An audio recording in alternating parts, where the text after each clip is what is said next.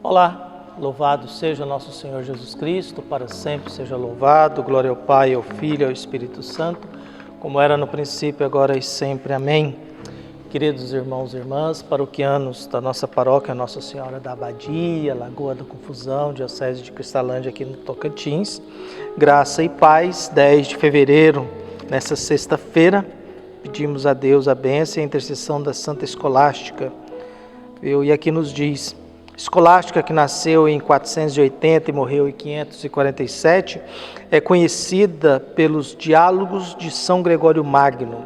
Virgem, sábia, antepôs a caridade e a contemplação às simples regras e instituições humanas, como manifestou no último colóquio com o irmão São Bento, quando, com a força da oração, pôde mais porque amou mais. Quem pode mais é porque ama mais. E o evangelho que nós temos de hoje é tirado de Marcos, capítulo 7, versículo de 31 a 37. O Senhor esteja convosco, Ele está no meio de nós. Proclamação do Evangelho de Jesus Cristo segundo Marcos. Glória a vós, Senhor. Naquele tempo, Jesus saiu de novo da região de Tiro, passou por Sidônia e continuou até o mar da Galileia, atravessando a região da Decápole. Trouxeram então um homem surdo que falava com dificuldade e pediram que Jesus lhe impusesse a mão. Jesus afastou-se com o homem para fora da multidão. Em seguida colocou os dedos nos seus ouvidos, cuspiu com a saliva, tocou a língua dele. Olhando para o céu, suspirou e disse Éfita, que quer dizer abra-te. Imediatamente seus ouvidos se abriram. Sua língua se soltou e ele começou a falar sem dificuldades. Jesus recomendou com insistência que não contasse a ninguém, mas quanto mais ele recomendava, mais eles divulgavam. Muitos impressionados diziam: ele tem feito bem todas as coisas. Aos surdos faz ouvir e aos mudos falar. Palavra da salvação. Glória a vós, Senhor.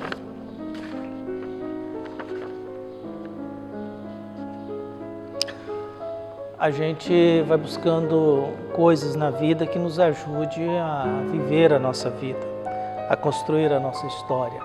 Nós moramos aqui na Lagoa da Confusão, na Diocese de Cristalândia, e a gente tem a obrigação de partilhar sempre a palavra de Deus com a nossa paróquia.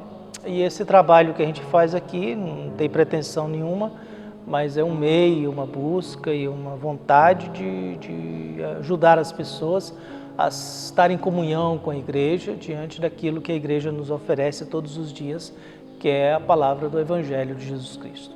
Quando alguém pergunta assim, por onde eu começo a ler a Bíblia, acho que é importante a gente tem que começar não pelo começo da Bíblia, mas acho que começar por aquilo que é a fonte da nossa fé, que são os Evangelhos. Acho que os Evangelhos, e por isso que aqui a gente sempre se refere aos Evangelhos, o Evangelho é o meio que nós temos para conhecer Jesus.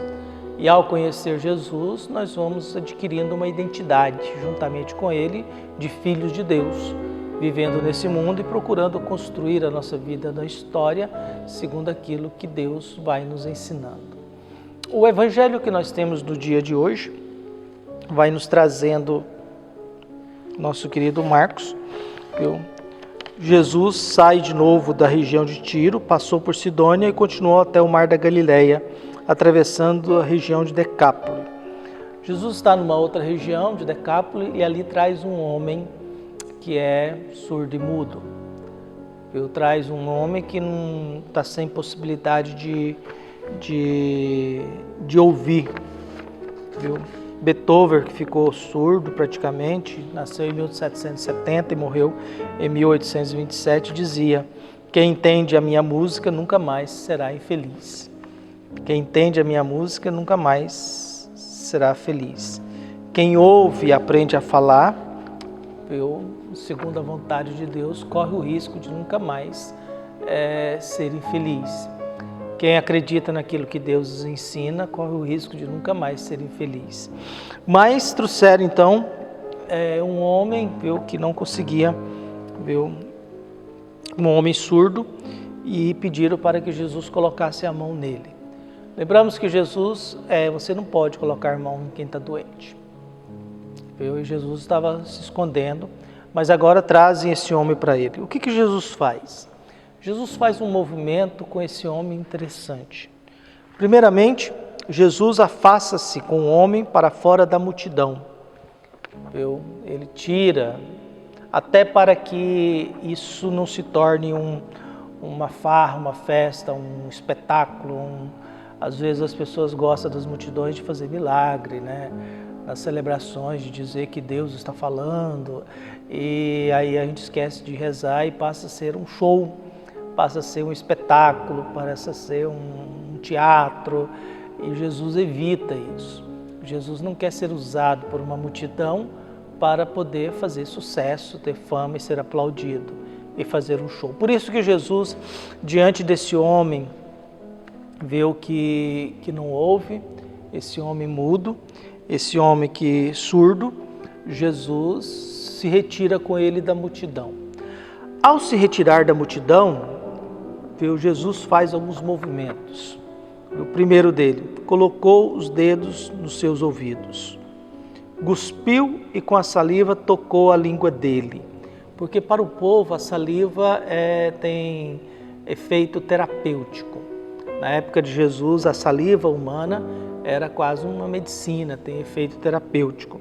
Então Jesus coloca o dedo nos ouvidos dele, gospe e com a saliva tocou a língua dele, olhando para o céu, suspirou e disse Éfita, que quer dizer abre. Viu? Imediatamente seus ouvidos se abriram e sua língua se soltou e ele começou a falar sem dificuldade. Praticamente são 7 movimentos.